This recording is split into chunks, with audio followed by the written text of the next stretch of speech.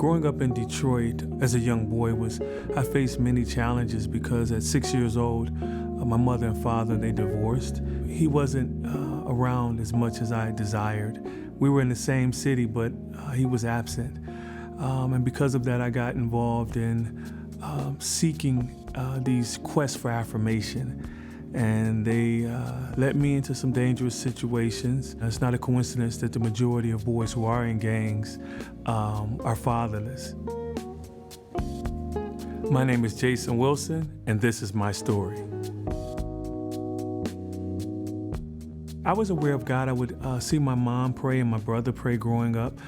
They both were Christians. My mother would force me to go to church every Sunday. I actually hated it. As I got a little older, I became very crafty with actually leaving church while they were in church. So she would sing, and I'll wait for her not to look at me. Then I would go out the basement door into the alley and run to the arcade. Unfortunately, I didn't have a desire to learn about God because it was church culture, but I didn't hear Christ pretty much. I didn't feel him per se.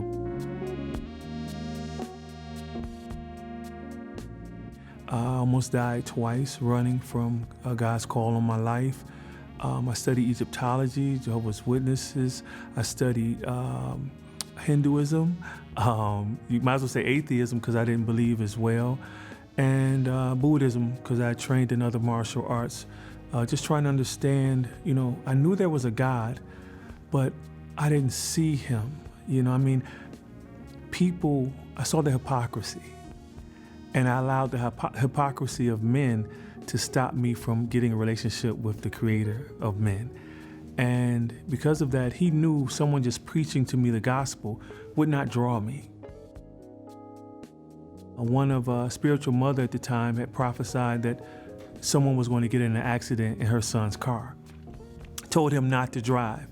That someone was me. That truck flipped over twice. After that, I said, okay, whatever, that's just fluke of nature. I even asked her, and she told me, you're running from God, but he's going to get your attention. Fast forward maybe about 3 more years, I go unload a truck. High-low driver, bring pallets in. Happens every night. This time, the driver didn't chalk the brakes. So when the high-low hit the back of the truck, my high-low fell down, crashed on the concrete, and threw me off the high-low.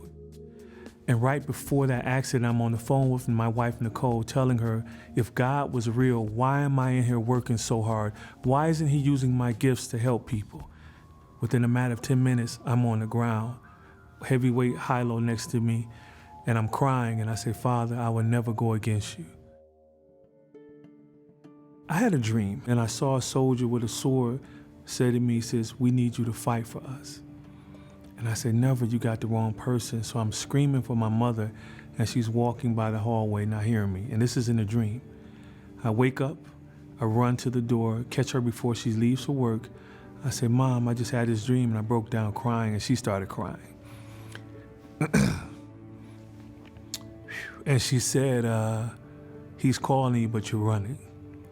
And at that moment, I started listening. If I didn't follow God's will, definitely I would be either dead, definitely still drinking, divorced, and probably not there for my kids. I don't know. But because I followed him, more importantly, because he loved me enough to call me and pursue me, because I didn't want to follow at first, but I would be nothing. He is the reason for my existence.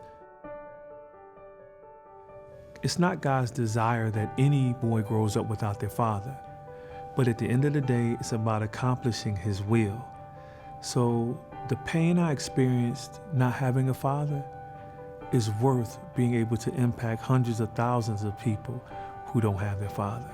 You know, in life, there's going to be things harder for you to do than other things. And you know those things that may appear to be hard to do, you're going to have to do as a man, regardless. And it's going to take tears, it's going to take the blood of Yeshua, Jesus, and your sweat to break through it. The Cave of Adullam Transformational Training Academy,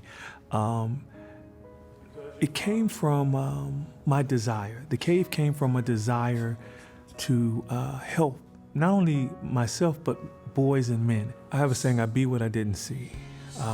My son asked me one day, he says, "Dad, how did you become a great dad when your father wasn't?" And I said, "Wow, that's a really good question." I looked at him, I said, "Son, I simply gave you what I longed for." And so that's all I do. I give boys, young men, and men what I longed for. Even a man desires affirmation from another man. Hebrews 3:13 is one of my favorites. Encourage each other as long as it's called today, so that we will not be hardened by the deceitfulness of sin. So I've seen discipline and admonishment fail, but I've never seen encouragement fail. So I give them what I long for even to this day. You can do it, you can make it. Yes, that was a mistake, but mistakes are great teachers. The only bad mistake is the one you didn't learn from.